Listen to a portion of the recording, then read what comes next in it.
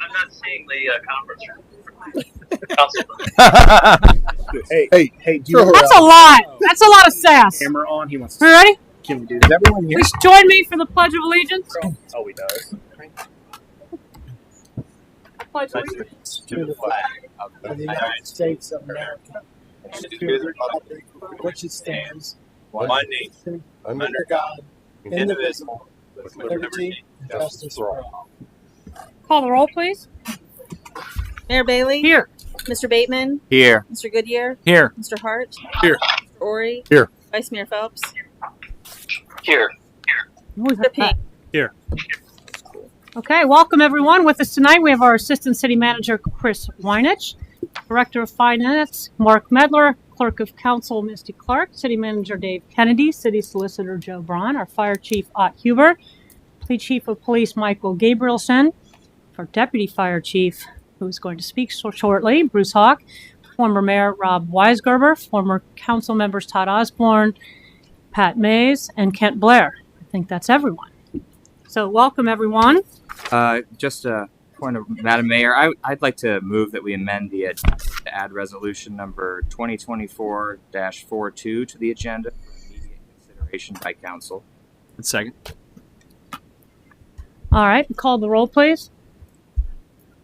Mr. Bateman? Yes. Mr. Goodyear? Yes. Mr. Hart? Yes. Mr. Ori? Yes. Vice Mayor Phelps? Is that a yes? Say it again. Yes. Mr. Ping? Yes. Mayor Bailey? Yes. Motion carries 7-0. All right. And I believe, Mayor, I'd like to make a motion. Mr. Orr, you have a motion. I have a motion. Move to pursuant to section 3.02 of the city charter that we have the clerk of council read the resolution 2024-42 in its entirety rather than this title only. Sit down. We're not ready quite yet for that. Everybody, come on in. All right, we need to. Did we have a second on that motion? We did have a second. Call the roll, please. Mr. Goodyear? Yes. Mr. Hart? Yes. Mr. Ori? Yes. Vice Mayor Phelps? He did. He Yes. said Yes. Mr. Ping? Yes. Mayor Bailey? Yes. Mr. Bateman? Yes. Clerk's going to read it in its entirety then. Mrs. Clark. Okay, get ready.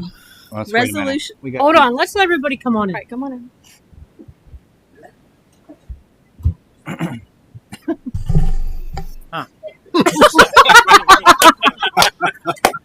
Come on in. Come on in. We have plenty of room.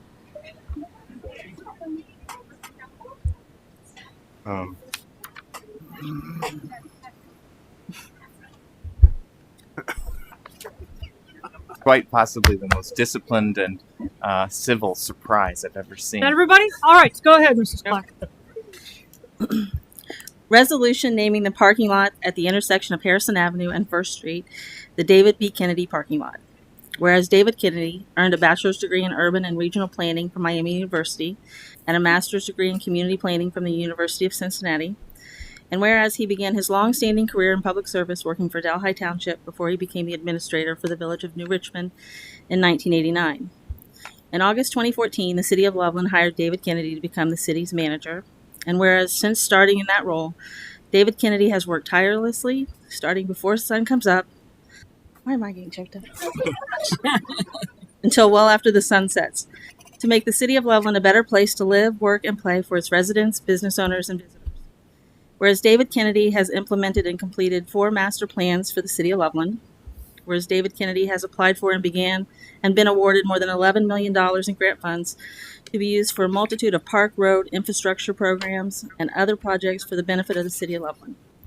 Whereas he put in place a quiet zone to help preserve the tranquility of downtown Loveland, while also making sure the railroad tracks remain safe for cars and pedestrians. Whereas David Kennedy has been able to manage city finances in such a way that city council goals to preserve and improve roads in the city has become a priority, and resources devoted to this in the city's budget have been tripled over the past few years. Whereas the many improvements made to the city were recognized in 2022 when the city of Loveland was named the most charming small town in America by Trips to Discover, a distinction that David Kennedy played a large role in making happen. And whereas in 2022, David Kennedy mobilized city staff to provide the needed infrastructure and showcase new housing opportunities as part of Homearama, which was held in Loveland that year. Whereas he oversaw the planning and construction of a new state-of-the-art public works building that included solar panels on the roof that make it energy efficient. And whereas under David Kennedy's leadership, upgrades have been made to the playground at every park in the city of Loveland, and Nesbitt Park is in the middle of a massive overhaul that includes the addition of a new gazebo, sitting and eating areas, and the replacement of the amphitheater. And whereas David Kennedy recognizes the importance of the Loveland Commerce Park to the city of Loveland and has helped entice businesses such as McCluskey Chevrolet and others to locate and grow their businesses while also creating new economic opportunities for the city. And whereas he is currently overseeing the planning and construction of the new Fire Station 63 to provide improved fire protection for the city of Loveland. Whereas David Kennedy has overseen many improvements and innovations that have helped to improve safety along the Loveland Bike Trail, showcasing its vital part in the majestic attraction which draws many to downtown Loveland. And whereas in May 2017, when downtown Loveland suffered destruction from a massive structure fire, David Kennedy did not allow that tragedy to deter his vision for downtown Loveland and overcame those challenges to help rebuild the corridor to the vibrant shopping, eating, and entertainment destination it is today. Whereas while parking has been a top concern among residents and visitors to shops, entertainment venues, and restaurants in downtown Loveland, when City Council determined that money should be spent to add more parking, it was David Kennedy who vigorously pursued local, state, and federal funding sources so property could be purchased and money could be secured to construct 150 new parking spaces to help alleviate this problem. And whereas it was only through the tireless efforts of David Kennedy that the new parking lot located at the intersection of Harrison Avenue and First Street was able to become a reality for the benefit of generations of residents and visitors to the city of Loveland. And whereas City Council seeks to recognize the countless hours of work and many contributions too long to list in this legislation that David Kennedy has made to benefit the citizens of the city of Loveland during the course of his tenure serving as its city manager, all while displaying honesty, integrity, respect for council, staff, residents, business owners, and everyone he interacts with because of his unwavering love for the city of Loveland. Now, therefore, be it resolved by the Council of the City of Loveland, Hamilton, Claremont, and Warren County. 1. In recognition of the significant contributions made by David Kennedy to the city of Loveland, the parking lot located at the intersection of Harrison Avenue and First Street shall be named and known as the David B. Kennedy parking lot. 2. City staff is instructed to notify all relevant agencies and offices of this name and for mapping and other purposes. 3. City Council hereby finds and determines that all former actions relative to the passage of this legislation were taken in open meeting of the council, and that all deliberations of this council and its committees, if any, which resulted in the former action were taken in meetings open to the public, in full compliance with applicable legal requirements, including Section 121.22 of the Ohio Revised Code. Number 4, this resolution shall take effect from and after the earliest time allowable by law.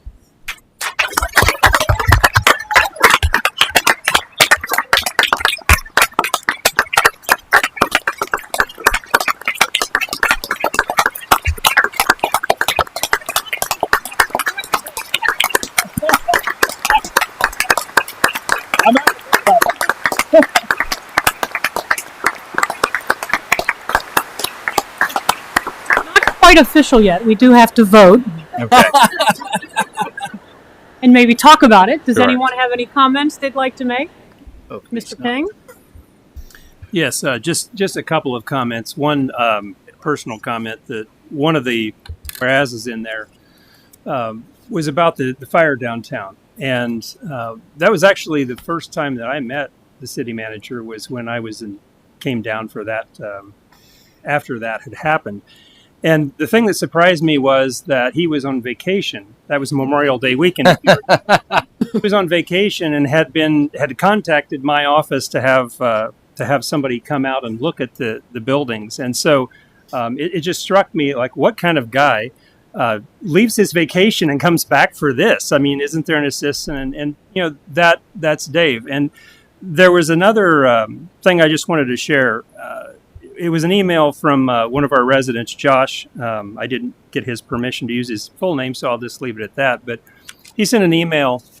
This was last year, and this is the kind of stuff that you hear about our city manager. He says, in part, I would like to briefly share an interaction I had with City Manager Kennedy that I think is worthy of your attention. I had concerns about the new water main replacement fee, and as a citizen of Loveland, I thought my only chance would be heard would be to attend a council meeting. I prepared to do so, but I decided I would send an email. Honestly, I was doing it as a formality. I didn't expect anyone to respond, and if I did get a response, I thought it would be a form letter. That was Monday night.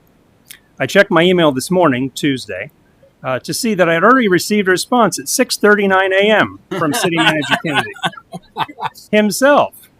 His detailed communication spoke to each of my concerns and explaining his thinking on the issue of our current water main system. This was not a form letter. It was not cut and paste response. Most importantly, he took ownership of the situation. He took the time to understand my concerns.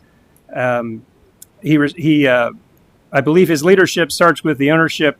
When City Manager Kennedy responded the way he did to my critique, it was an affirmation of why he has been hired to his position and the good judgment of City Council. Ours is a special city. Thank you for your service. And I wanted to share that because that comes from someone that obviously is one of many that Dave deals with on a regular basis. And that's one that I had in writing. I've heard many other stories in the short time that I have had to hear those things. And so this is an honor well deserved. Thank you, Mr. Ping. Does anybody else have a comment? Mr. Ori? Dave, you're always available. You're at every event. You're at every function that happens with the city. I was going to say the same thing. You answer every email, and you've stepped into this job and have done a fantastic job with the city and with our and interaction with the council. And it is just so well deserved that this parking lot be named after you. Thank you. Thank you, Mr. Ori. Then, yes, Mr. Biddick. I've worked with Dave for the least amount of time of anyone here. And I would say the one thing that, obviously I agree with everyone's assessment of his work, the fact that he works tirelessly. He's here, 5 o'clock every morning. He works till, late at night. Anytime we have committee meetings, he's always helping. But I would say the one thing in the time I've known Dave that strikes me more than anything is I think he's really a good and decent man. And I think that when you combine that with his work ethic, you get someone that does really amazing things. So congratulations, Dave, and we really appreciate you. Thank you. Very good. Does anybody else have any comments? Yes, Mr. Hart. Obviously, Dave is hating every and you know what? I know we take some opportunities sometimes to thank him for his work, but I guess just on an occasion like this, I want to go back to a couple personal stories of when I first started working with committees and things like that, and I just was always amazed that it's a 6:30, 7 o'clock on a Wednesday. We're at a rec board meeting, and he's the funniest guy in the room. He's engaged in the meeting. Things that we're talking about things even less interesting than salt at times, and he is engaged, funny, informative. He's all in. The one thing I've always taken away from the moment that I've gotten the opportunity to work and connect with Dave is he is 100% all in, and that is evident from the moment that you meet him. He is more than worthy of this accolade, and we are very grateful as a city and as a council to have your leadership. Very good, Mr. Bateman. Thank you. I all that's been said in the resolution is such a great summary, and it's really not enough detail. You would need Dave himself to go into one of his really long-winded descriptions in order to really go in and talk about it. He should talk. Yeah. But the thing is honestly, you can just feel the love. This is an amazing moment right now, and I want to keep it light because if not, it's going to boil over into emotional territory. And so I see our friend Mr. Weisgerber and Mr. Blair, who I had the honor of serving with on council while you're the city manager, and I'm reminded of how great they have been at describing scenarios, and so I'm going to take a stab at what we're doing, what we're trying to do here. I know that that Mr. Hart kind of mentioned that this is one of those things that you're not really you're wanting to bury, go into the dugout, but this is the moment where we're trying to get you out of the dugout and tip your cap a little bit and take some in this era, it's okay to buy yourself flowers, and that's what we're doing. That's what we're doing for you, Dave. And because it wasn't easy, this was a really long and complicated process. It took a lot of ups and downs, and there was skepticism, there was protests, Paved Paradise put up a parking lot type of mentality about this project, and that's a song that's used to sort of compartmentalize development.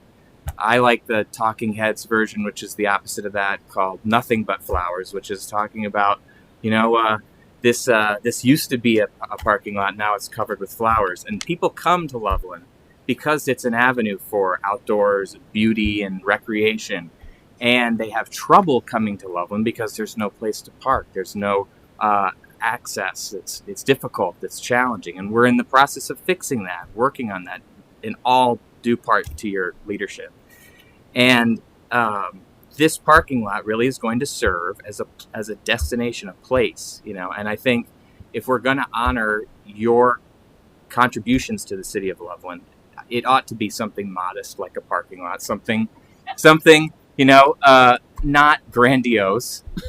We're not building the Tower of David Kennedy. This is the David Kennedy parking lot. But honestly, it will be just like other names and place names here in the city, like Paxton and Ramsey and McCoy and Rich and Cox and Kennedy. And it's going to be a place that people will be able to go and enjoy our community. And I think you really you played a huge role in where we are today and where we're going. So thank you so much for all that you've done.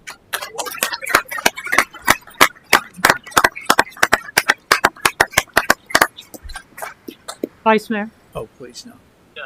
Great. Dave, I hope you can hear me. I can hear you. And, sorry. Squeak. I'm going to make sure. This make better for everybody to hear me? Yes. Okay. I'm just hearing an echo myself, but if you're not hearing it, I'm going to go forward and say congratulations. Unlike what Andy stated, I think this could be viewed as a modest measure, but it also can be viewed as a more grandiose one, because in this country and in other countries, there's a history of naming transportation centers, places of transportation after government servants. We all would recognize, of course, Reagan Airport, JFK Airport, Victoria Station in England. And it's only because, Dave, we don't have an airport or a railroad station that we're naming a parking lot after that. It's the next best thing. But Dave, I think it's a long overdue recognition to give you this naming of the parking lot. And, you have so many positive attributes that have been mentioned here tonight, including competency, integrity, sincerity, dedication, character. Dave, you're also a friend to everybody on staff and certainly on council. And your contributions to this community are large, and I'm just happy that we can, in this modest measure, recognize you. So congratulations. I still get to say something. Oh. I want to thank everybody for being here. There were many others too that were not able to come, so you should be thankful for that, I suppose. But very nice to have your wife. I assume you are his son, and your mother is here, which is awesome. And I know that you have a whole other contingent of people.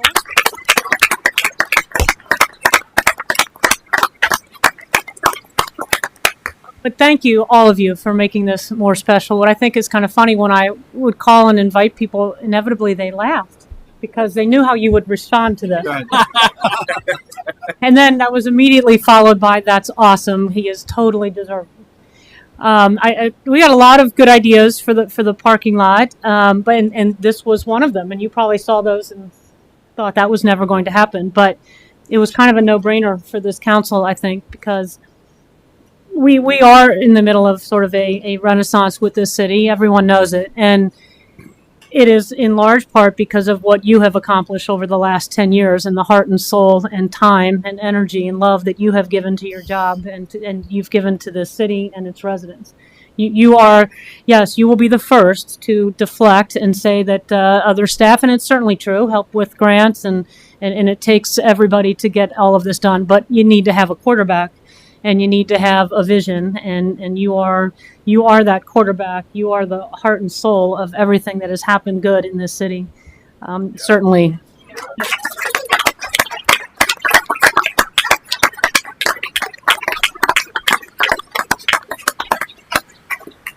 And there is a concern when you name something after someone that's still alive that they might perish you down the road, and that is not a concern with Mr. Kennedy. One of the most upstanding, honorable, wonderful men of honesty and integrity that I've ever come across, and it has been my absolute pleasure to work alongside Mr. Kennedy for these years, and I look forward to many more of this council working with Mr. Kennedy, because honestly, I can't imagine the city without you at the helm, because you've done one heck of a job, and this is totally deserved. And all the love and support you're seeing in this room is representative of the greater community that thinks you're doing one heck of a job, and we're lucky to have you.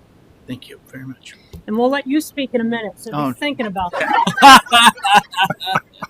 So with that, I move that we adopt. She goes ahead and call the roll. We did the resolution. Yeah, cool. Mr. Hart? Yes. Mr. Ori? You bet. Vice Mayor Phelps? Yes.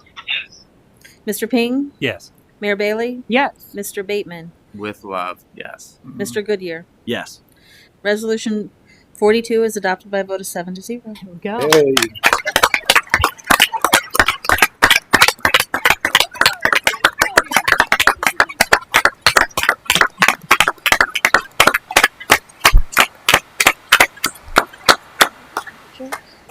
Need some pictures?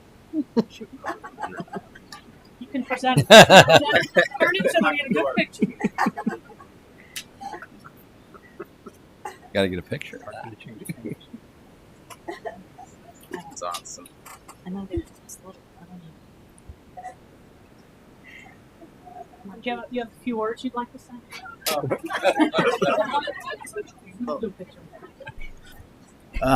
Thank you very much. I can't tell you how much I love working for this city. I was telling the mayor today, I was here early this morning and I was wandering around the parking lot, and Kay Bolin was jogging and said, "Hey, Dave." And it's just little things. You remember, Kay? And and it's the little things that is involved, getting to talk to Tim. It has a Mayberry feel in this town that is really special. I can't imagine a better place to come to work every day than in this downtown district. But also the people we get to work with, the business owners, Lisa, Eva, Cindy, our city engineer came back for this project, and Scott and everybody. I don't want to start mentioning names, but this is absolutely the best community to be in at this moment. I don't know that I would want to go anywhere else. I had thoughts that maybe I wanted to go somewhere else, but I really reached the conclusion this is where I want to retire from. And I think when I look at Gina and I think about the fires and I think about what Chief Huber led us through with all of that, and it's just amazing. And the honor I get to drive the Valentine's ladies in the 4th of July parade, that is not something that is easy to give up. But most of all, I get to work with this lady, and we speak every morning. Every morning.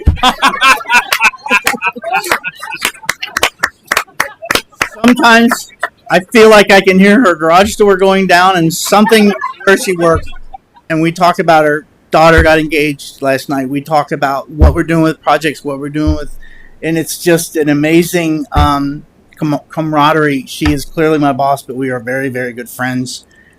She sends me texts. It's funny text during the weekend. Don't answer this, but I wanted to remind you about this.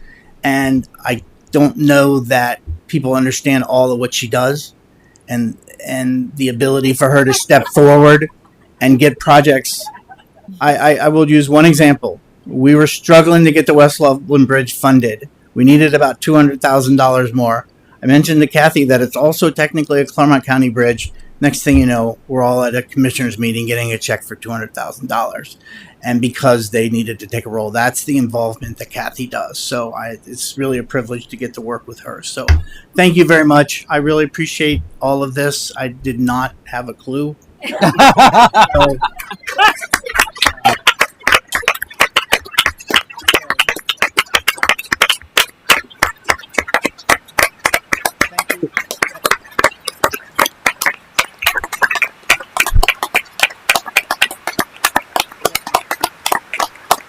So, I want to introduce one person.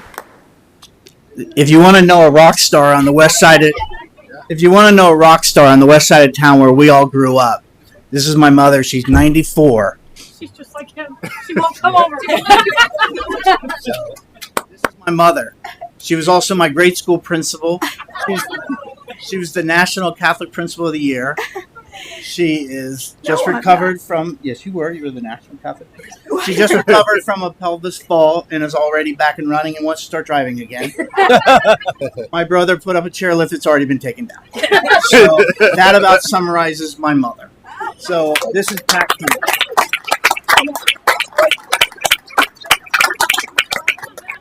You want to say something? We want to hear you. You got to say here. You got to talk here. He tells me all about Loveland. I know all about his Valentine lady and all the things that people do. And he loves your place, and I love him. Thank you.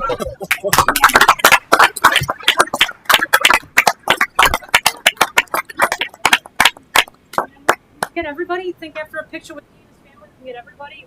Stay back there. Just need somebody to Over there. Want to get Find me a picture with Dave. So whoever you brought, whoever you want. Okay. Yeah, let's. Yeah, we can do that. We might have to do a selfie. We'll get everybody. Kim, you can do it. Come on, everybody. She wants. Gotta go. Forgot you mini me. We staying back here. Not yet. Just stay right now. Family.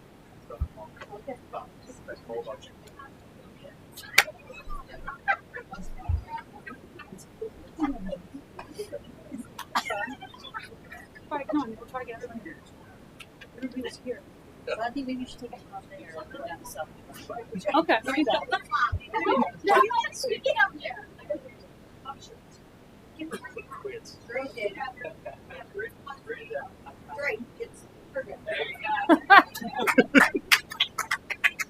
Nice. All right, so we're gonna Tim's gonna take a picture. Tim, we're gonna do it this way. Let's flip this way. And then pull everybody together. Is it? I don't think it's hard. I don't know. Whatever you want with this one. Let's all get back here. Yeah. Everybody flip. Oh, I see.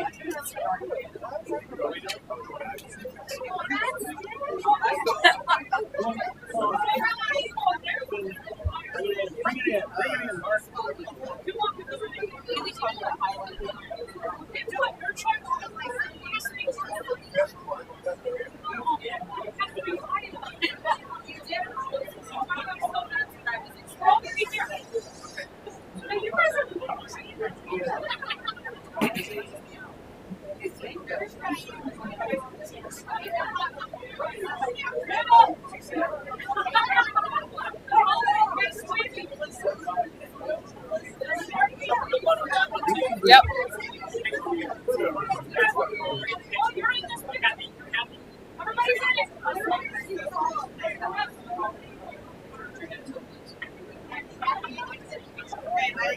Get in the picture. You get the picture. You're a business owner. I'm just the.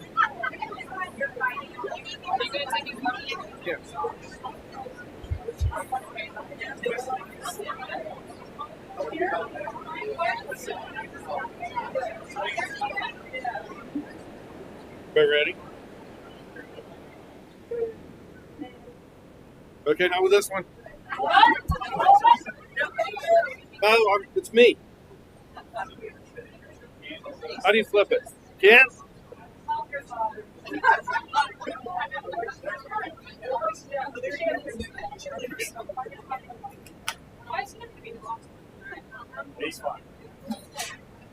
Okay. There we go.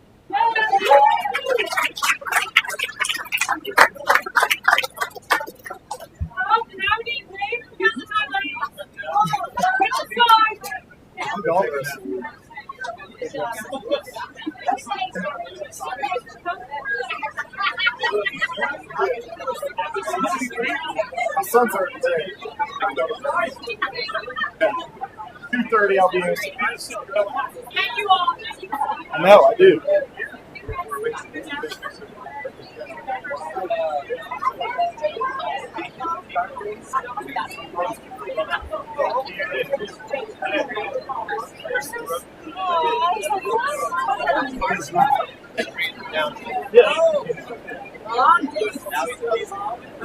Nice to meet you.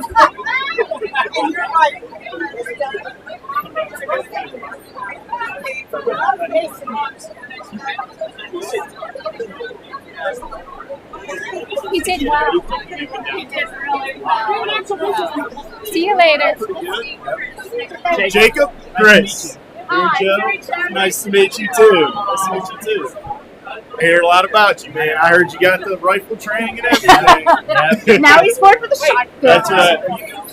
Yes. Great job. Heard a lot about you. Yes, Great guy. Very tough. Hi. I know. Is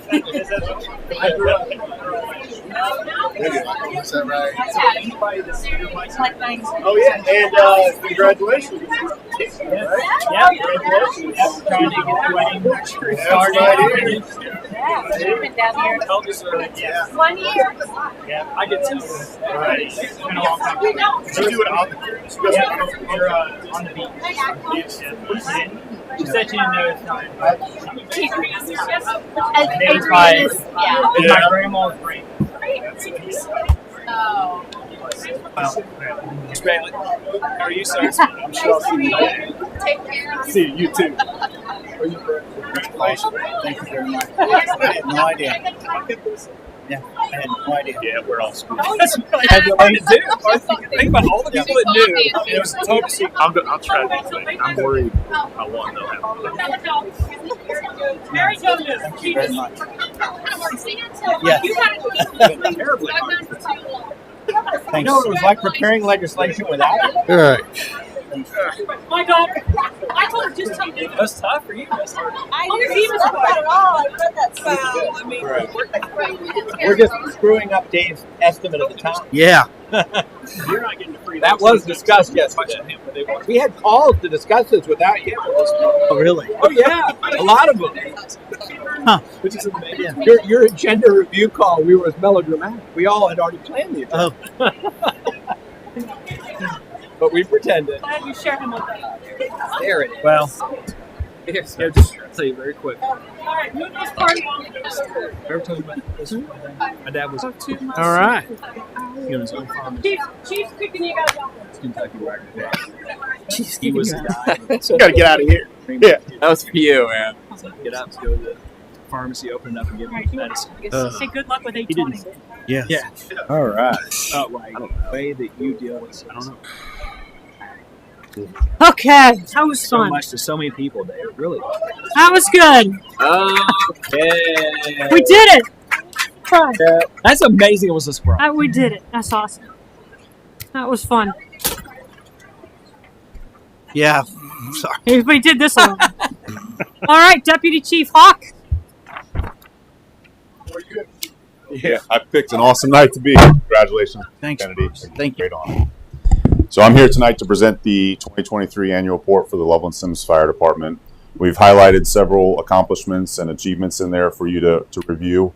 I'm also happy to report that we are meeting all of our goals for our strategic plan, our 5-year strategic plan, and we also track our response times, and we're hitting all of our benchmarks. The 90th percentile is in accordance with our standard of cover document.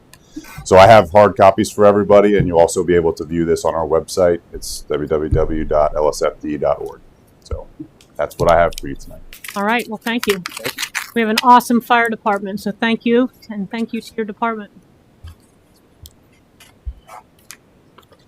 Thank you. Yes, sir. Thank you. Yeah, we're good. Yeah, that's fine. Yeah. We'll put this in that pack and then take the box.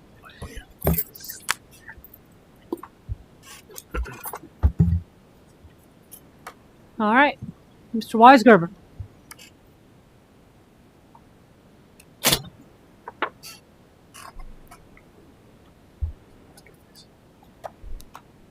Good evening. And Mr. Kennedy, congratulations. Thank you, You know, I think in all of my years, I served for no less than 7 or 8 city managers prior to you. So you're going to be really tough shoes to fill. You've been doing a phenomenal job, and your passion for the city is not matched by anyone. So thank you for everything that you've done. Good evening, Mayor, Council, staff, for those that might still be here. And thank you for giving me a little time to address you tonight. I'm here tonight to highlight and inform you a little bit about Loveland University, the program, and ask for everyone's help in getting the word out, sign up for participants for this year's session. This program is geared to residents, property and business owners, as well as anyone involved with or within the city limits. The program is interactive.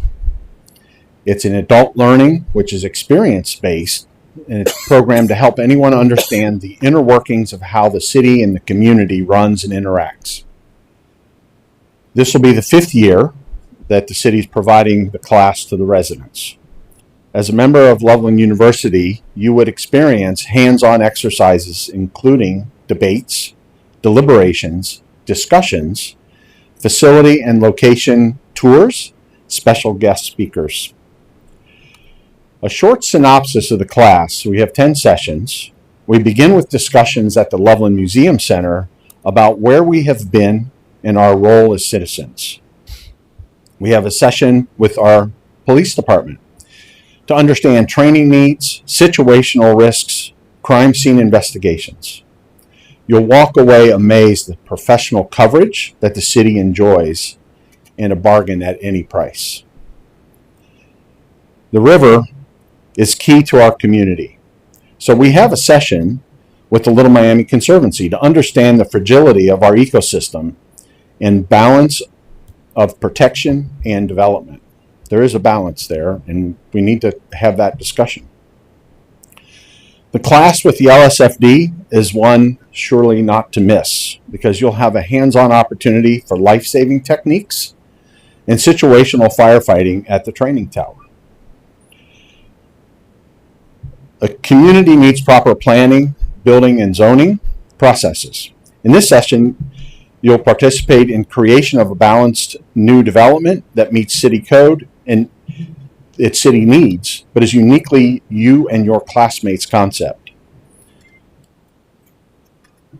You'll also receive a look into some of the hardest working crews of the city that are members of the Public Works. You get a snapshot of managing our water system, what it takes to maintain our infrastructure, clear the streets of snow, protect our community through stormwater management. Not one city function happens without a budget. In one of our sessions, you'll get a chance to dive into the budget and how the city makes the best use of taxes, grants, and other revenues, and how those dollars need to be divided up between the departments. You'll also have the opportunity to participate in a mock council meeting where you and the community can deliberate a potential controversial issue. We have a session to enjoy the importance of the arts in Loveland with time spent at Loveland Stage Company. You'll get to see how they bring art of theater to our community. We often find members of the class have many hidden talents. We cannot understand our community without understanding what role the Loveland City schools play. We delve into the funding and programs that make our school system absolutely top-notch. All of these experiences are brought to the class by our valued partners from within the city staff, as well as leaders from other organizations. My role is to help the participants connect the dots through the classes and to help show how all these functions interact to make Loveland such a great place to live. My background within the city, as was mentioned, I've been on council 22, 24 years. I try to help bring that connectivity. As far as the program and some details, applications for this coming year's class are due at the end of this month. You can download the application from the city website. The classes run from early September through into beginning of November. It is expected that participants will make all 10 sessions. Classes are held on Wednesday night, 6 p.m. We're over by 9 p.m., except a special session with the LSFD on Saturday. There is a $99 fee to help offset the cost of materials and meals that are provided at each session. My ask again is please help get the word out, and trying to get as many diverse residents from around our community to participate. And there's still room for and there's vacant slots for our 2024 classes. Please, if you need information, go to the website or you can contact me directly. Is there any questions I can help answer? Yes, Mr. Hart. Is there any financial assistance if the $99 is a mitigating factor? If it is, let me know and we will help take care of those individuals. Thank you. Okay. All right. And I will say, and that's certainly fine. There are some individuals that would be very interested in doing it and perhaps cannot afford it. But the whole idea behind that $99 from the beginning was kind of suggested by the city of Montgomery. Makes people kind of have skin in the game, and they tend to show up for all 10 sessions when they've got skin in the game. So it's not that we're being cheap as a city. It's that we're trying to make sure that if you sign up, you mean it, and you stay for the entire session because you're taking somebody else's spot otherwise that would have done so. But yeah, I mean, I think council members and staff try to do some recruiting because Mr. Weisgerber does a really great job running this program, and I think it's beneficial to anybody that goes through it. They have nothing but glowing reviews after they've gone through it. All right, thank you. All right, we don't have anyone in open forum, so under communications, Mr. Medler. Thank you, Mayor. So the city recently received a grant from Hamilton County related to recycling. The city received $27,301.58. Throughout the year of 2023, City of Loveland diverted 1,849 tons to recycling, which would have gone to landfills. So because of this, we were rewarded with some grant funding that we used to offset the costs of this recycling program. Okay, thank you. Does anybody have any comments or questions? Yes, Mr. Bateman. Thank you. So this is this all of Loveland, and this is accumulated through the residential recycling services? I'm just curious, where is all the recycling coming from? Is it all of our communal recycling or the city's recycling? Right. Anything that our residents collect. It's part of the residential sanitation. Is it part of the business too? Right. Anything that we get. The whole recycling kit and caboodle. That's Absolutely. Great.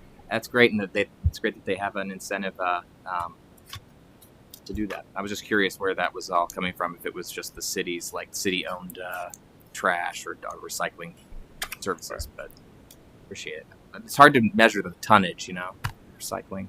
Right, and especially if it's lighter things like 1,000 tons of pizza boxes. You ever tried to restore the aluminum cans? Turn them in. so you don't get very much for them. It takes some effort, but it's definitely appreciated. Okay. Good job. Well, thanks for letting us know, Grant. Appreciate it. Any other comments? Okay, thank you, Mr. Medler. Thank you.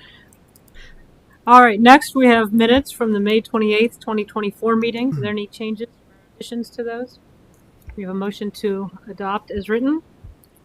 Move to approve as written. Thank you. Second. Thank you. Call the roll, please. Mr. Ori? Yes. Vice Mayor Phelps? Yes. Mr. Ping? Yes. Mayor Bailey? Yes. Mr. Bateman? Yes. Mr. Goodyear? Yes. Mr. Hart? Yes. Motion carries 7-0. Mr. Kennedy. So, one of the most unique and important things that City Council does every 2 years is their council goals. It's not just what is written; it's the chance for staff, Eva and Scott, and Scott and the department heads to be heard, and all of our chiefs to hear and interact. If you've ever seen how that works, out of that comes goals, and staff takes those goals seriously. Right off the bat here, actually in line with your first update is the traffic study we wanted to bring to council, which is a look at that most important stretch of West Loveland from Loveland Madeira Road to 2nd Street.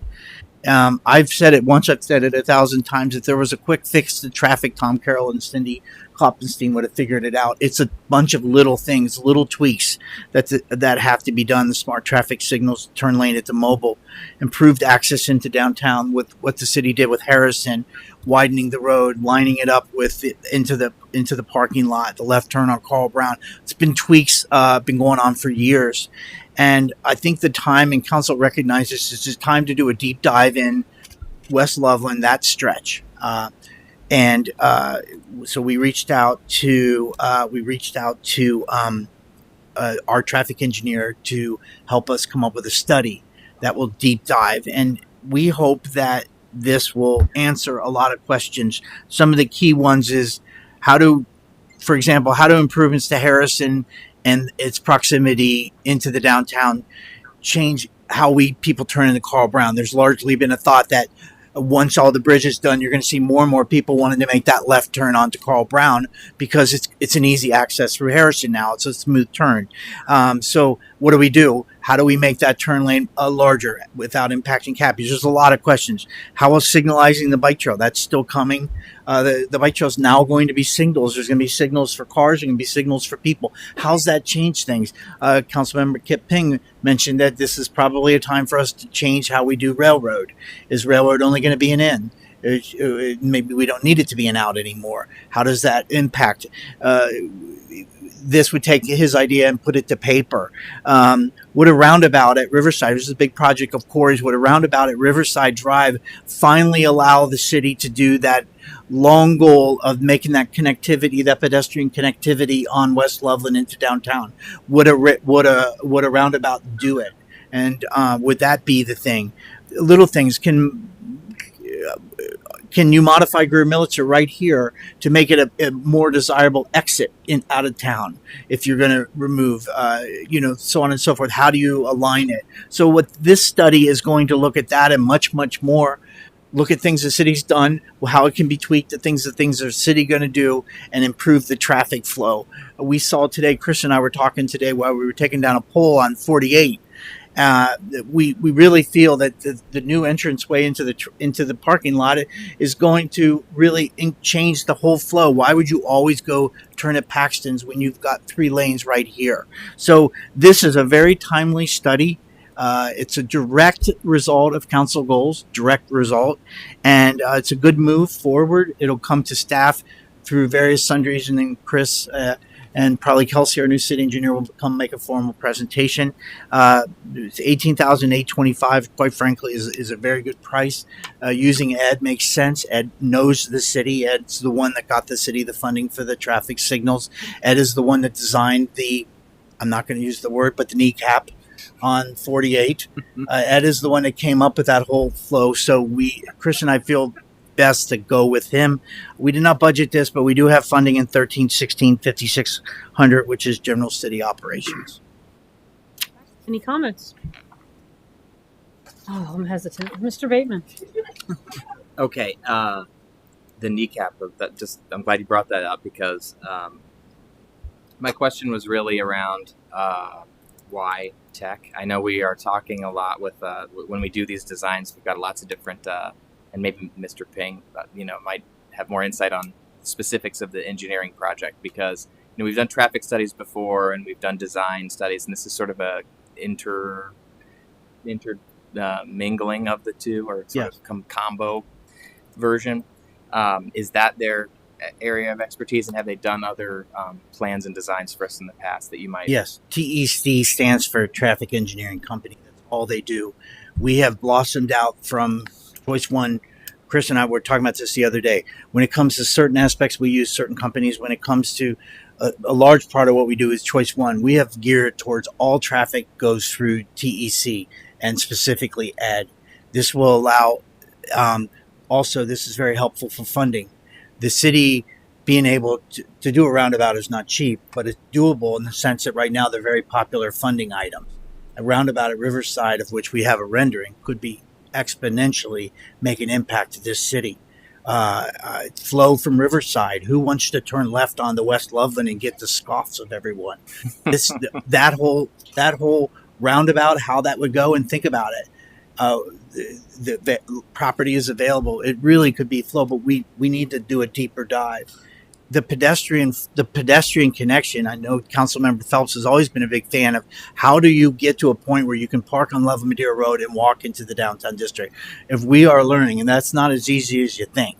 It's not just simply changing road diet. This is going to allow them to look at that most critical corridor and really come to you guys with some hardcore answers. Great. I mean, like you said, to tee it off, this was something that we discussed at length and in detail at the goal session. So to see it move into this phase is good, and it means that there'll be lots of updates and progress over the next 18 months or so in this area. So thanks for getting it started and explaining the difference between the kneecap people and the other types of choice architectural design. Thanks. Any other comments or questions? Yes, Mr. Hart. Mr. Kennedy, maybe it's in here. I just missed it. But when do they anticipate starting this study? As soon as you hit approve, I send it to him here tonight. Ed'll probably start doing background data in the next couple of weeks. A lot of that can be done from afar with today's technology. I would anticipate by sometime in August you'll probably have a full. Do you think, Chris? Maybe sometime September. Yeah, August or September you'll have a full study to be presented to you by Chris and Kelsey. What just as it's a lot of data. The signalization piece. Oh, signalization piece is ready to go. It was only delayed because the railroad had to get involved. That's a good thing. Good news. They had to get involved because the cabinets have to be done. Actually, they gave the city a grant to include their design in what you're doing because the cabinets have to be called out. Because if the railroad isn't speaking to all the traffic signals, including what's going to be at the bike trail crossing, it all goes haywire. And it was Ed that caught that. And actually, Ed got us some new cabinets through ODOT. So he's just amazing. But it's worth the wait because this will work better. And this traffic study, I'm sorry to keep that. This traffic study will take in all those pieces into account, right? Yeah, because he knows them all. Yeah, mostly. Okay. And it's a lot of data gathering in the beginning. Awesome. Thank you. Yeah.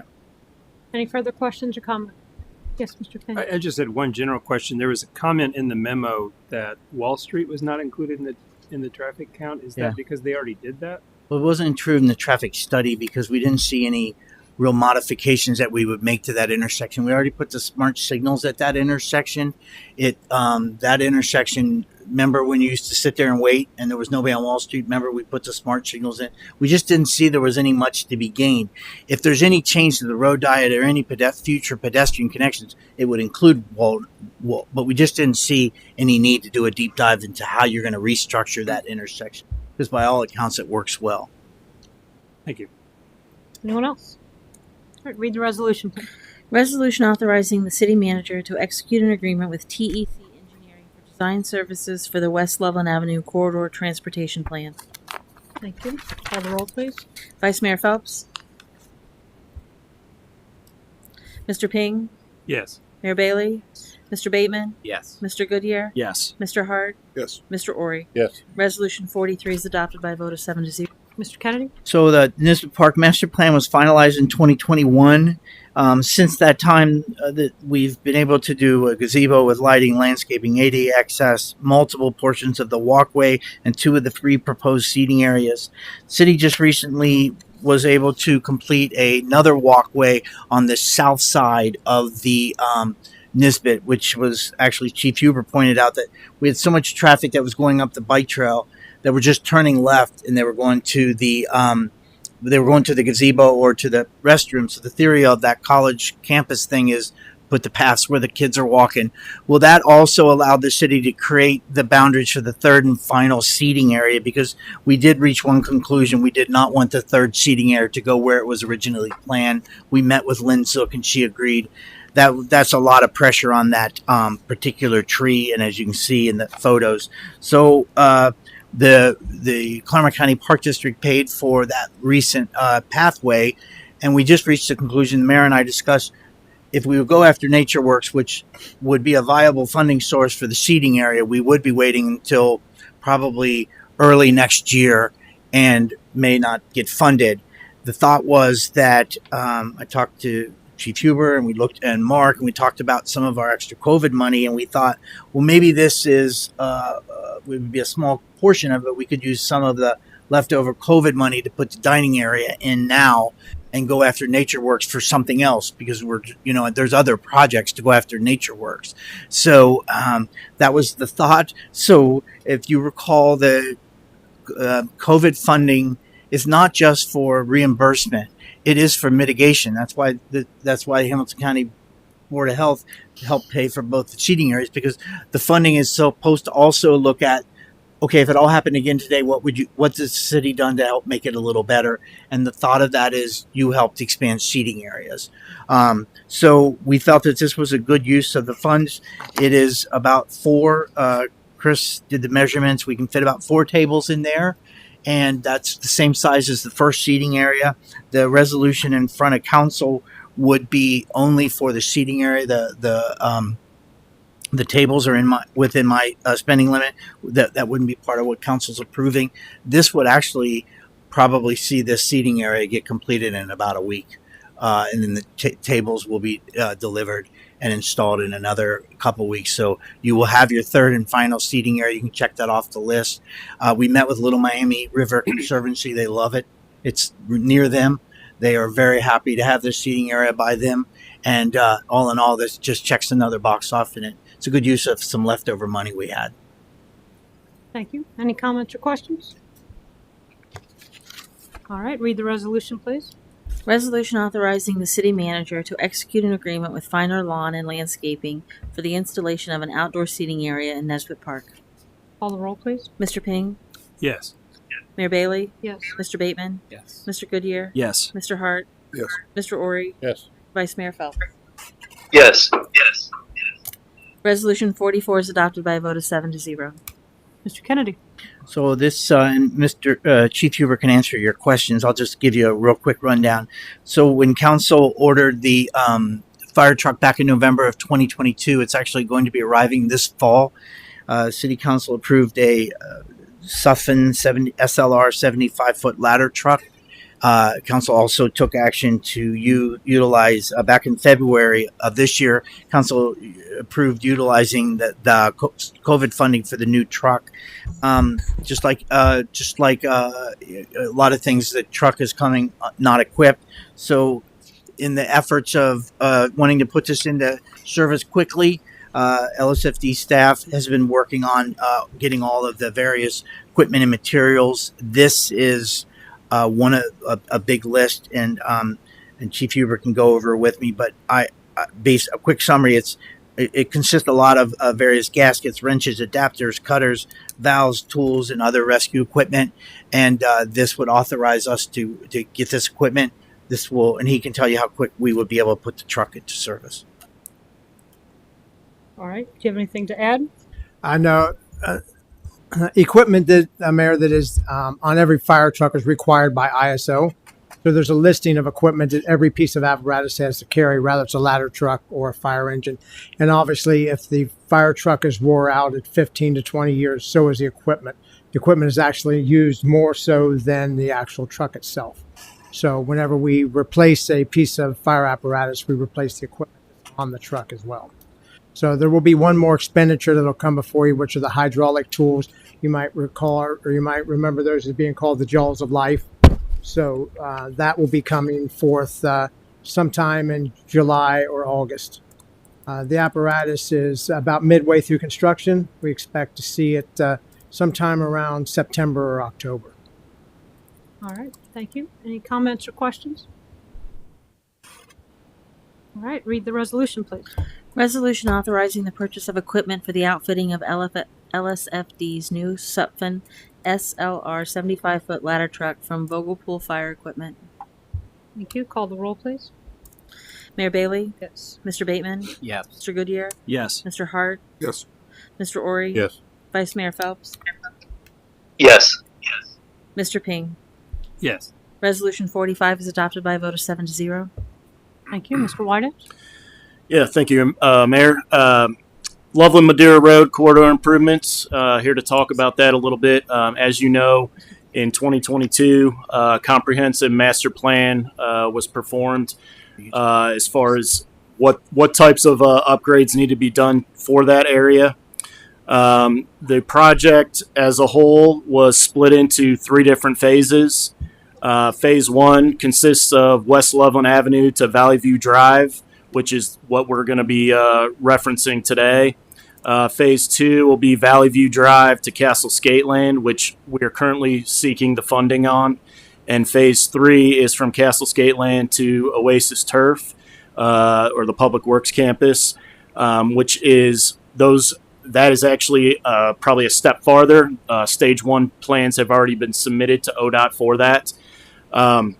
So where we're at today with this corridor, Phase 1, is we're at the point where we have received the funding from ODOT. They've committed $4.6 million in federal CMAQ funding, which is a 79-21 match. So we are on the hook for approximately $1.2 million for that project. We've gone through the scoping process with ODOT. So after you finish the scoping process, the next step is to get an engineer on board for design. We've moved through that process. We utilized quality-based selection, although we did not have to because ODOT is not contributing any money to the design itself. It's the right thing to do. We put that out on the street about a month and a half ago. We received 3 different proposals from 3 different engineering firms: Choice One Engineering, Burgess and Nyepel, and KZF Design. The city internally reviewed and ranked those letters of intent as well as the qualifications packages. Through that process of review, it was identified that Choice One, their submittal was the most complete and comprehensive. And we would like to begin the process, enter into the contract with Choice One. They've provided a fee proposal of $598,859.83. This is in line with what we had budgeted for the 2024 going into the 2025 budget. So it's going to be over a 2-year period that we will budget for this. So before you, if there's any other questions on that proposal, I'll be willing to answer any of those questions, but we'd like to enter into contract with Choice One Engineering for that design effort. Thank you. Any comments or questions? Mr. Hart? So this essentially is $600,000. Does this come out of our portion of the funding? Is this part of like the 1.2? Yeah. So the funding that was applied for is federal CMAQ funding through OKI, and what they will fund in the state of Ohio, state of Kentucky is different. State of Ohio, they will fund 79-21, so 79%. They'll fund 21 would be local match. They will contribute to right-of-way acquisition and construction. They do not contribute to any of the design work. So this will be 100% out of the city of Loveland.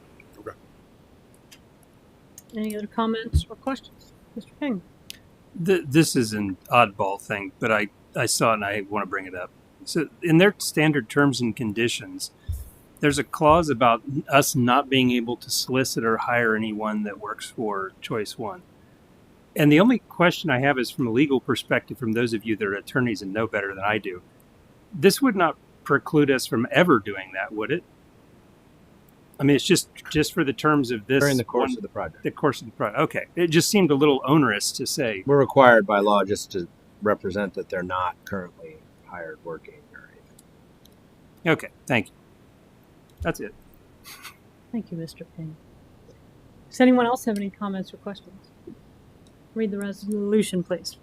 Resolution awarding the professional design and engineering service contract for the Loveland Madeira Road Corridor Improvements Phase 1 project to Choice One Engineering Corporation. Call the roll, please. Mr. Bateman? Yes. Mr. Goodyear? Yes. Mr. Hart? Yes. Mr. Ori? Yes. Vice Mayor Phelps? Yes. Yes. Mr. Ping? Yes. Mayor Bailey? Yes.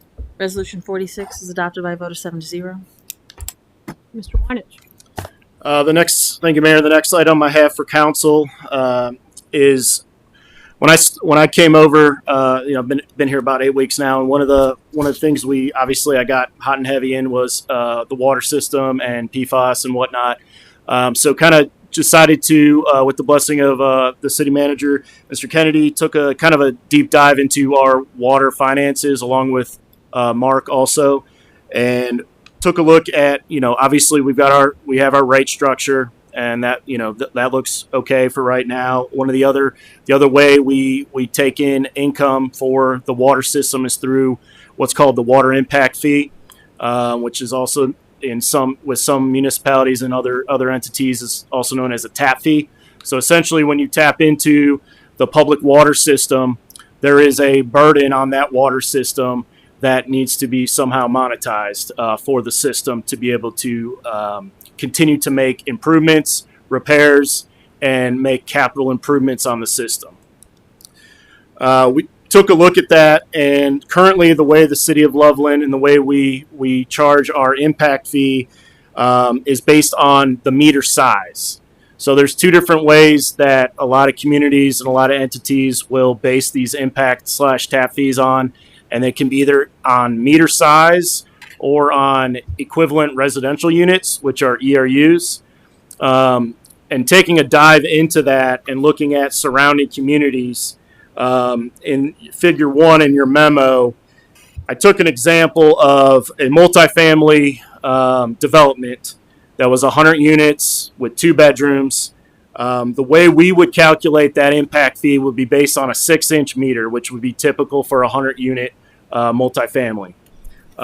We would only charge today. If someone came in here, we'd be charging $21,500.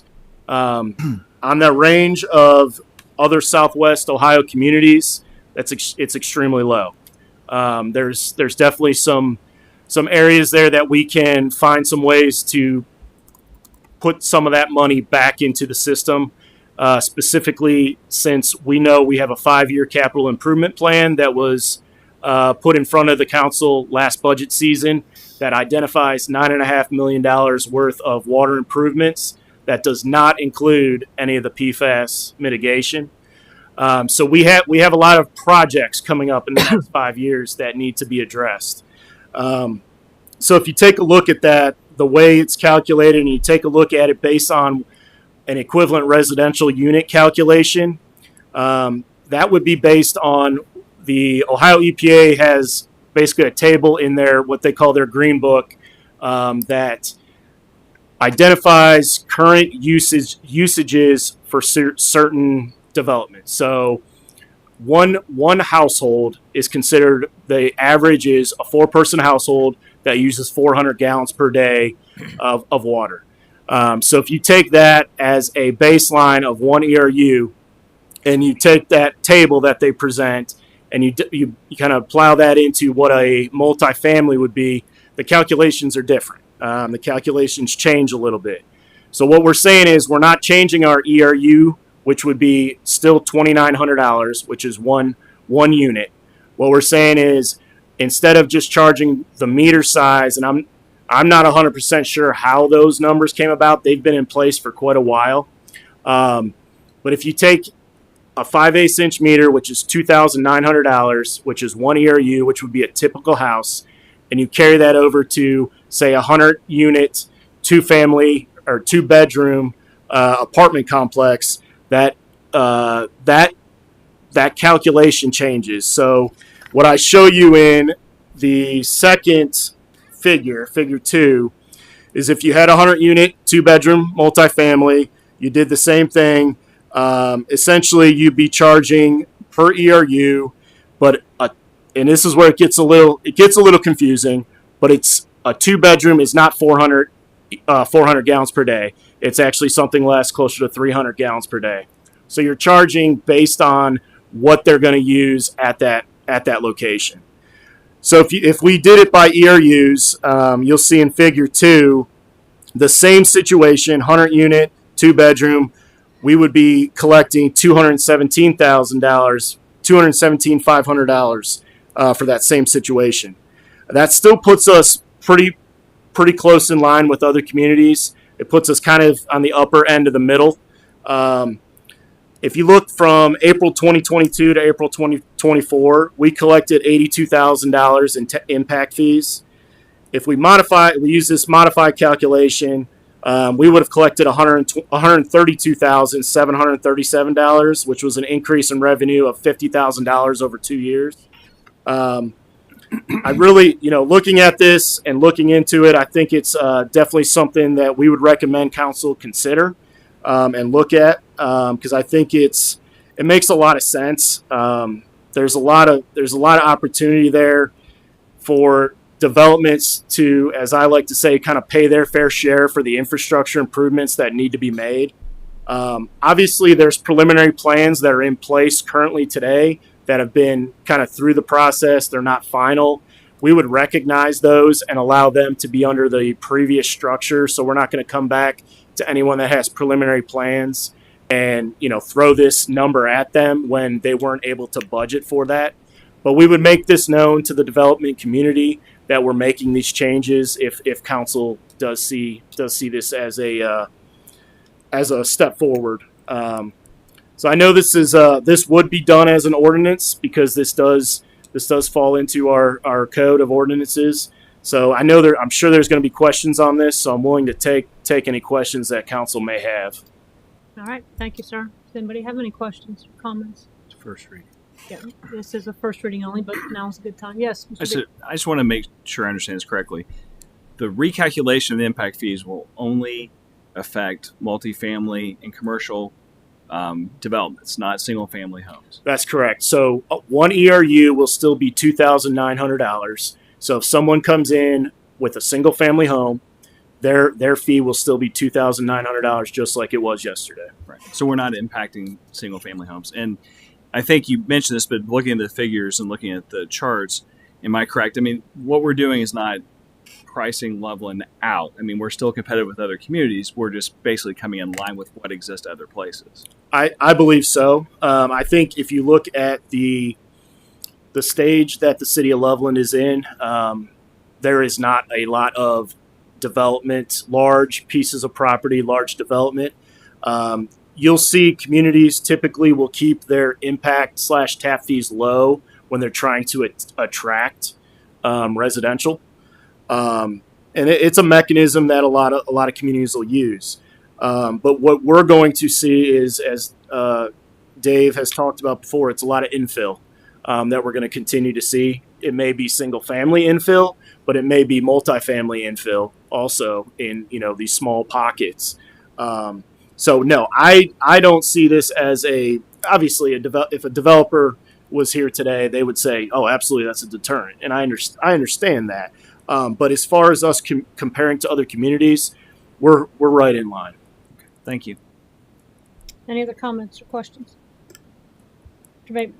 Just thanks for the explanation, Mr. Weinich. I think that was really helpful for us to understand the rationale behind this. And for leading it off with, as you said, getting hot and heavy with the PFAS. topic. I think that this really does fall in line with that when we talk about trying to recognize the opportunities where we have to find revenue for development that will in fact impact our water resource. And since that water resource is, and we're continuing to provide upgrades to it all the time. So this is another way to sort of build upon that reserve and take, as you said, to ensure that those that are coming in to become a part of our system and to develop projects that are going to create residents that will be using this water, we need to make sure that that development is going to help generate the infrastructure improvements that are needed for those residents. So Correct.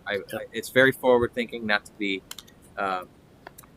not surprising under this staff, but I just appreciate the explanation, and I don't know that I fully understand the ERU but I think that I think I do, and I think I recognize you're raising that cap where it would have the greatest impact, both on our system and from a financial standpoint. So I appreciate that effort. To kind of put it in layman's terms, if you think about it, okay, we're charging $2,900 for one house. We have 100. If we had 100 unit development come in, now granted, I know we're not going to have 100 unit development come in, but let's say we had 100 unit development come in, we would only charge them $21,000. So there's a little bit of a missing piece there, and to follow up on that, the water impact fee should be used, and the idea of the water impact fee is to drive that right into the capital improvement projects. And looking over the several years that we've had, we're not getting much out of that. That needs to increase because that should be straight into capital improvement. So I do think this would be a beneficial move for the city. Thank you. Any other comments or questions? All right, I do appreciate you making the effort and going through this process. I think that's a good idea periodically to look at things like this. And our goal as a council, ultimately, one reason we created the WMR fee is to be debt-free in our water system. So initiatives like this are certainly helpful in that regard. So thank you. All right, this is a first reading only. Go ahead and read the ordinance. Ordinance amending Loveland Code of Ordinances, Chapter 111, Schedule of Fees, Fines, and Other Charges to revise water impact fee. Thank you. Mr. Kennedy. I just wanted to, the mayor and I were talking about the recent design that the city wanted to unveil, and I just wanted to sort of show you this.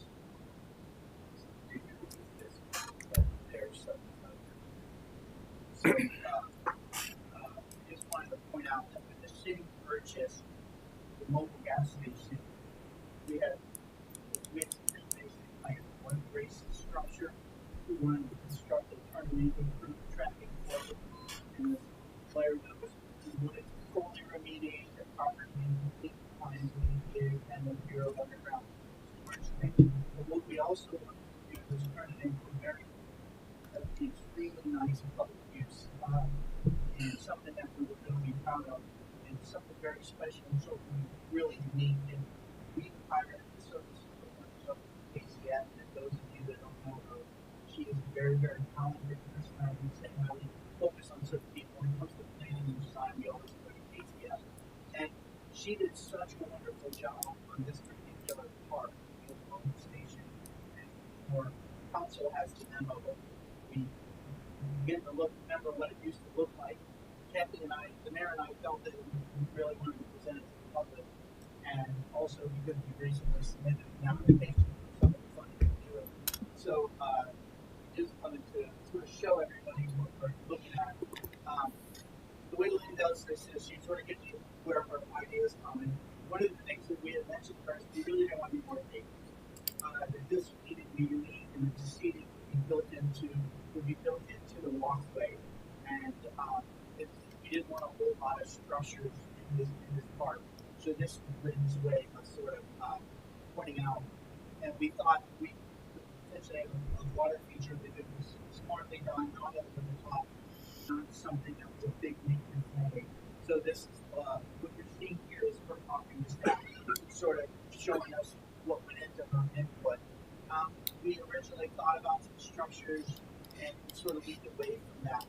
And of course, the tree environment committee with the native plants, we wanted to have unique colors throughout the city.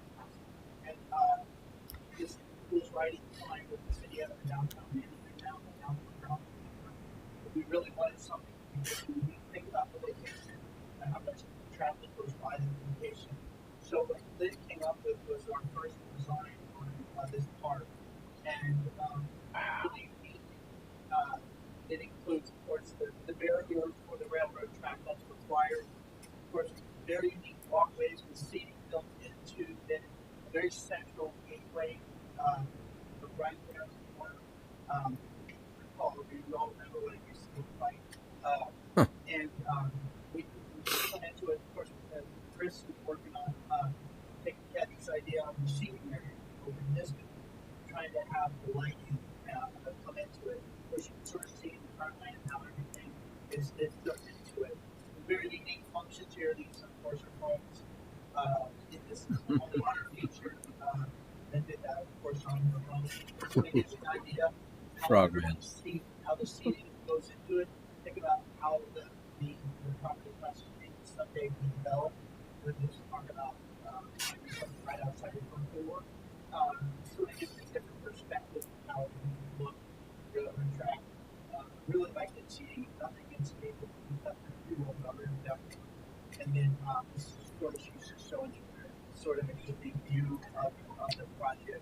This is an overall, that's sort of the overall on seating wall. So I just, the mayor and I, Chris, we've spoken this so many times, we just felt that it's such an incredible job. We submitted a grant application to help fund this by the Sesquippus and in a perfect world, this is one of the big future projects being constructed next year, and hopefully would all be wrapped up and will be dedicated as part of the Sesquippus. And this is really all we want to do to show it to you guys, let the public see it along with the process. Thank you, Dave. Very good. Hey, Dave. Mr. Ping? There was another page. Oh, okay. Never mind. It's been shut down. It was the midnight view. It was the gateway view. Yeah. Does anybody have any questions Oh, on the presentation? Yes, Mr. Ping. I just have a comment that first time Mr. Kennedy showed this to me, it really is I think a spectacular design. I mean, it fits so well with the community and everything about it. You know, the native plantings, the kind of the barrier to the roadway, and so you're not just like feeling you're standing on the edge of the road while people drive by and that kind of thing. And so I certainly hope we can pull this off and make it happen. My only critique would be I would love to see the lighting be ground lighting instead of overhead lighting, just to keep it a little bit more residential in feel. But other than that, I mean, I think it's fantastic. Very good. Any other comments? Yes, Mr. Bateman. Good feedback, Mr. Ping. I think that's a good piece of feedback. I think KZF and Lynn Zook hit it out of the park with this one for sure, because one of the things that I've noticed at that intersection is that it sort of serves as a catch-all right now for pedestrians as they're either coming from the ice cream across the street or just walking up the street, and they sort of do meander even in the vacant lot. So this really takes into account, I think, this design, that sort of pedestrian flow as it currently is, but also, as you alluded to, Mr. Kennedy, where it's going. I particularly like the apron on the intersection to give wider berth for pedestrians. I think that's a little bit of it's still a tight turn, but I think that allowing that to have more space for folks is both aesthetically pleasing, but I think it's going to just create a little bit more safe intersection crossing and just safer and more pleasant in general. I also like the sign option. I like how understated it is, and rather not being such a it's a great gateway, but it serves as more of like a footnote to the natural aesthetic that's been presented. So again, I'm a big fan, and I like the twilight rendering. I've never seen anybody present something at the dusk hour, so that's going the extra mile. Thank you. Any other comments or questions? I think Lynn Zook and KZF did a great job coming up with this. It was kind of a process, Right. taking into account ideas, and I think Mr. Ping's idea, certainly look at another way of lighting it. Anything that would be least maintenance is not a bad idea, Right. as well. But I really like it, and I'm hoping we're able to find the funding and certainly having this in place by sesquicentennial, which is what, 2026? We all need to practice that one. I don't. 150. I think it's fine. All right, very good. Mr. Kennedy, Councilmanic.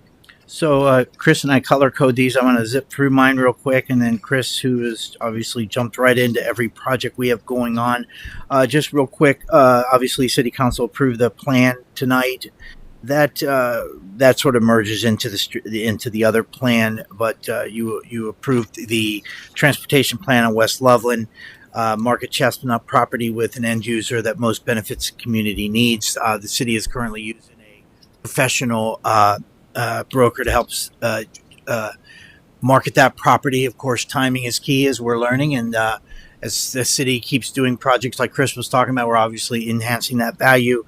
Work to reach full development of the Loveland. We realized that, and Mr. Hart brought this up, that the main focus of this was the one remaining vacant parcel. While that is still front and center and working on staff, we added that we would also continue that relationship to make sure that vacancies are filled quickly. Eva did a wonderful job in recently landing Runder Landscaping, 15 to 20 employees. It's great new business for our Commerce Park. It's a big name, business orientated landscaping firm, does really high-end items.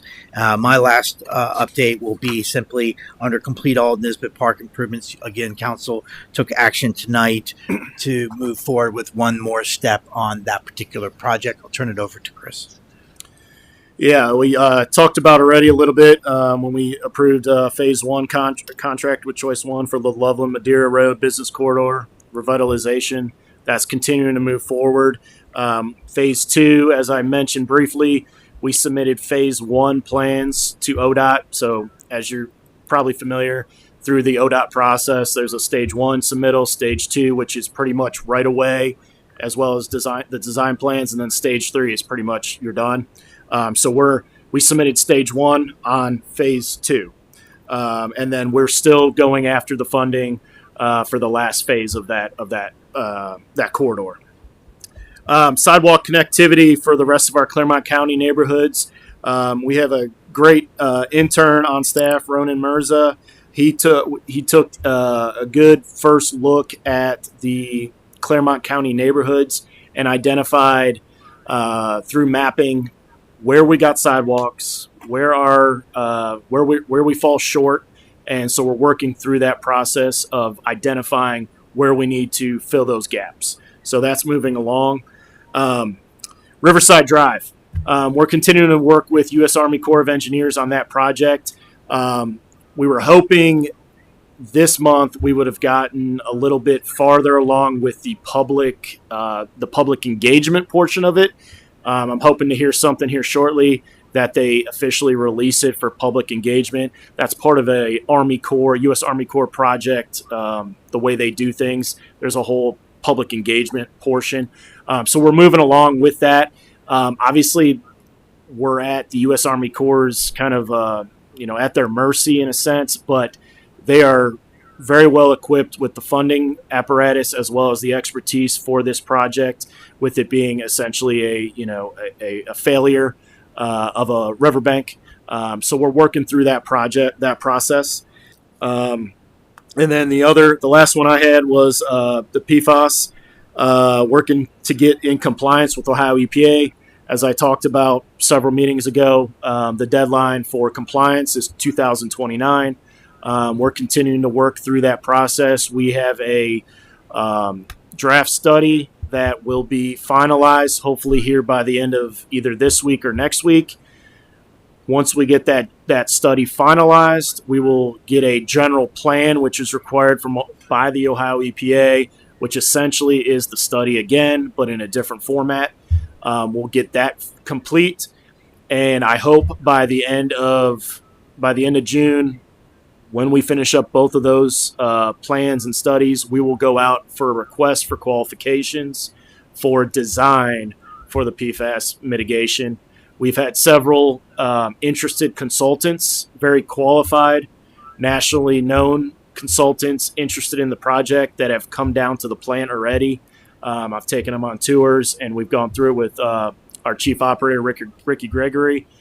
We've gone through the plant, kind of talked about some ideas. In fact, a couple ideas that haven't been brought up as far as disposal of backwash, and I'm going to get technical, but some other ideas that a lot of the consultants have.